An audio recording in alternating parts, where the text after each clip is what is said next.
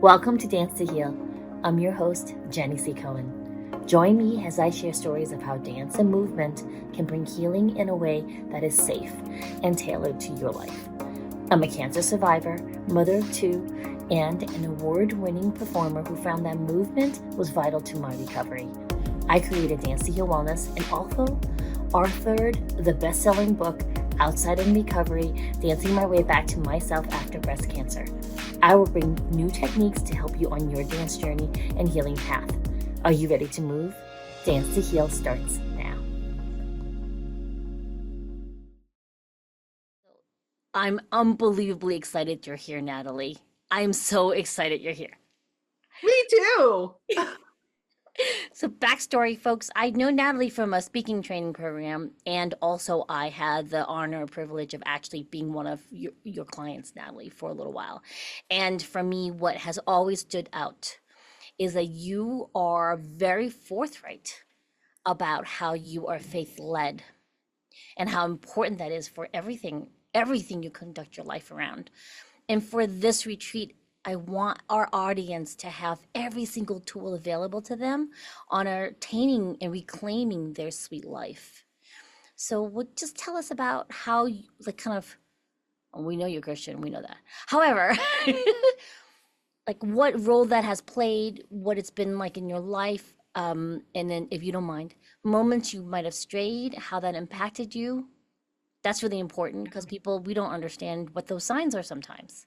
Yeah, very good. So first and foremost, before people check out because they're like, oh, this is that, hateful Christian woman, right? Before you go there, let me just say that what we're talking about today has nothing to do with religion. I am a follower of Jesus, and there really is nothing more important to me in my life. However, I have been on this earth long enough to see the pain that man-made religion has caused. And so I guess you could say it's like a personal mission to be the kind of person that shows that isn't necessary. That's not the way to do it. Yes. But that's not the way to go. That when you are so hung up on my way is the right way and the only way and all of that kind of stuff, we push people away, we cause pain that's not necessary. And if you really study the life of Christ, he met people where they were. He found out what was the greatest importance, what was the greatest pain in their life, and then the conversation developed from there. And so that's my heart, is how can I build a connection with someone and help alleviate whatever pain that they're in. So that that's where we're starting today. Great. Yeah. So Jenny, you may have to prompt me just a little bit because that was a really big, long question. And I felt like that was an elephant in the room that needed to be addressed before we really dug into more of the context and content of what we're talking about today. Yes, yes. And the second part of the question was, everyone is great at talking about the benefits being faith-based. If you don't mind my asking you to share stories or a story of when you strayed from it and what effect that was on your life, what type of quality experiences you had, if any, when you did not adhere to your faith-based background. Okay. So I will give you actually two stories. And the first part of it really isn't the story you want, Jenny, because I was raised in the church. I've been a Bible believer from day one. I was baptized when I was like 12. Jesus has always been a part of my life, and the church that I grew up in, for a long time, I felt like it was a negative thing, but they taught you how to be a good person, right? And so I grew up most of my life, and and I knew how to be a good person. And for the most part, I made good decisions, and I was kind, and I was nice. And I still didn't really know who Jesus was or anything like that, until I got older. The thing, though, it's not about a deviation from faith, but the thing that most people don't realize is there's two sets of people in the world.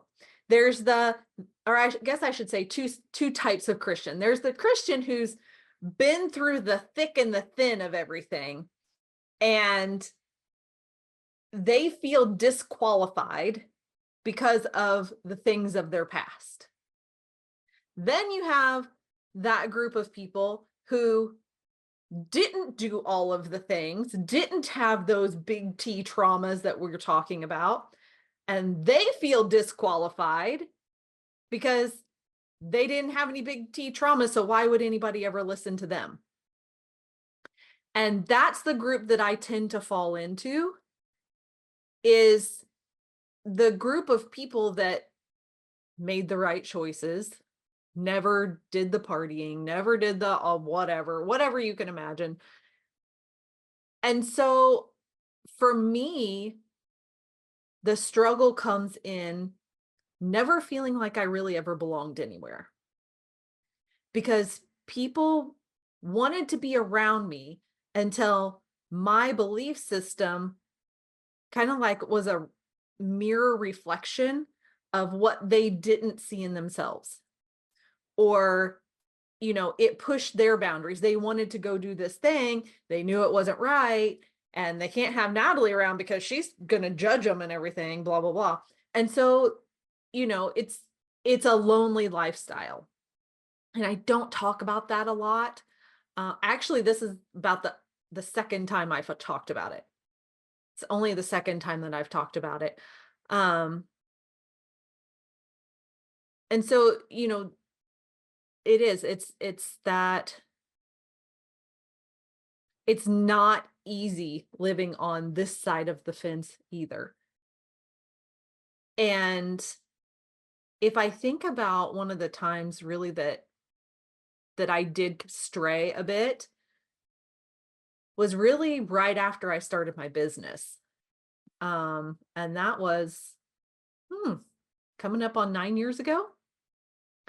And God had called me out of a job as a clinical nurse educator for a healthcare organization, been in that job for almost 20 years. And God called me into business. And I was like, okay, God, here we go. Let's do the thing. Right. And I was so excited and so optimistic and looking forward to the future and what God and I were going to do together, that I said yes and I took off running. And I kind of left him back there.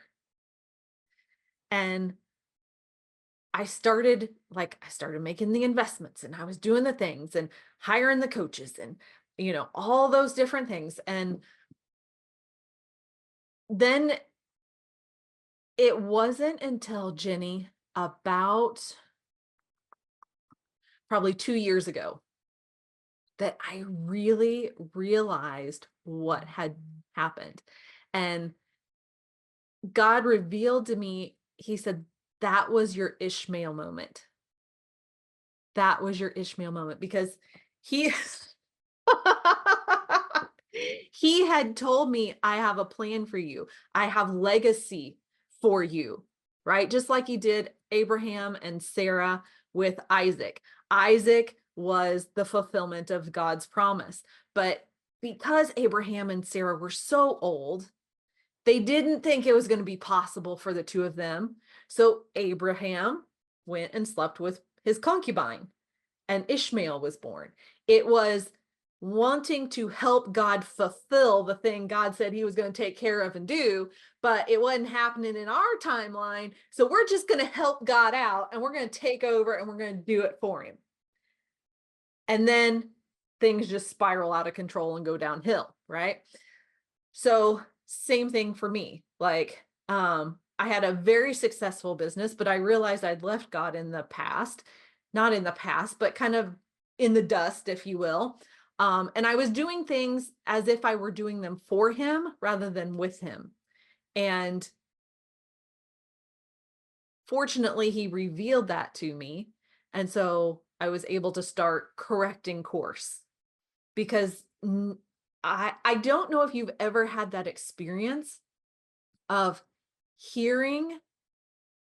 There's a couple different ways that it happens, but if you've ever literally heard the voice of God, or if you've been in prayer and had that deep, deep knowing that, whoa, that was God right there. Like you want that every second of every day because there is such an awe, if you will.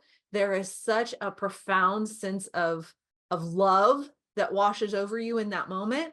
And sometimes, quite honestly, like sometimes like it's a spanking, it's a correction of something that I've done wrong, but yet it's done in such love and such revelation and such wonder that it's like, I want this every second of my life for the rest of my life. And so when God really started becoming real and present and giving me downloads and direction, I'm like, I don't want to take another step without that. And so it started to shift the way I did business. It started to shift the way that I work with my clients.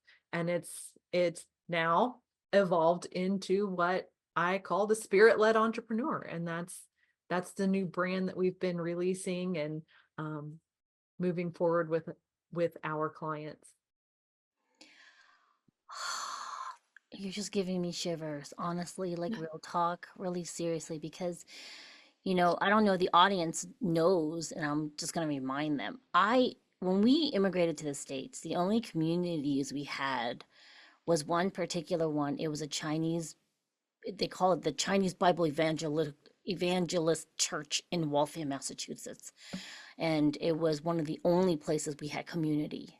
And in that church, they intertwined a lot of Asian values with being Christian. So and part of that is you don't question your elders. And I grew up not having a lot of questions answered. And when you're a child, you want your questions answered because we don't quite understand what faith is. And I Mhm. loved your sharing about how, I was one of the people who just, it was comfortable. I was Christian through and through, you could say. And I didn't really ever really doubt it. And then you realize later on, right, that you actually, when you embarked on business, you didn't bring that forward with you. Mhm. I really want to say, folks, we all have gone through a big T. Okay, we are all survivors of the pandemic and the lockdown, COVID. I call it the panini now because everyone has different definitions about what's happening. So the big P, not the big T, the big P has involved all of us. We've all gone through it. Uh-huh. You all are survivors. So the adage that we never, I've had people say to me, well, I haven't really suffered. I'm like, yes, you have. You're now a survivor of this global event that is now down in the history books. Okay. And this is the reason why I want to have this retreat because we are at a pivotal moment. The world is actually shifting its axis. More and more people are aware that we're not the only ones here. And we're connected to something way, way bigger. For me, when I became a Jewish person by choice, I never stopped believing in God just because I walked away from the church. I was voted most likely to marry a pastor's son. Your mouth is dropped open. I'm telling you now. I was baptized by my own personal choice at 12. Mhm. Okay. I was gonna end, certain things happened. The adults chose, my opinion now as an adult, poorly in how they handled those situations. And children see truth sometimes. We can't make sense of it, but we see the truth sometimes. And if adults aren't around being guided in how they answer, you can lose people from our places of worship because we just want some honesty, basically. And for me, what I've really truly enjoyed having, I've been Jewish for over 30 years now, 31, 32 years, is how this check in with a power higher than me keeps me feeling safe no matter where I'm going, even if it's not really a safe other type of situation, right? And I'm not talking about just going down a blind alley, even though sometimes that is really important. The adventure of life requires you to have your safety nets. And I'm gonna put it out there. Having faith in something bigger than you is going to be one of the defining things that get you through. The world's on fire right now in so many more ways. And sometimes we, as a human, even though we are of infinite energies, if there isn't something to help us tap into it, we run out. We're just human. Right?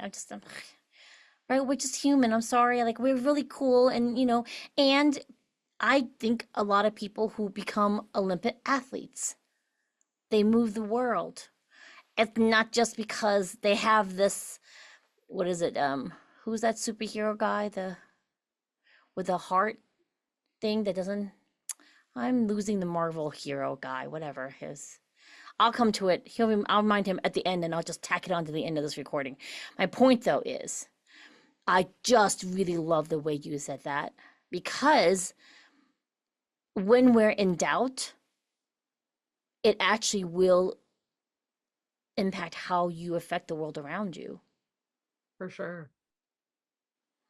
Right? Because I mean, like, seriously. And the irony of it is, even though you were one of the first overtly faith-led coaches I had, Natalie, I would say 98% of my coaches are now faith-led. I know. She's all people just like, what? I'm like, I know. Yeah. They don't talk about it at first. Mm-hmm. It always comes up. And I'm like, oh, wait a minute. What message am I missing right now? Thanks for listening to Dance to Heal with Jenny C. Cohen. Come back next time to hear stories of recovery through movement and learn more ways that you can move your body. To work with me and continue your journey, visit OutsideInRecovery.com. Are you ready to move?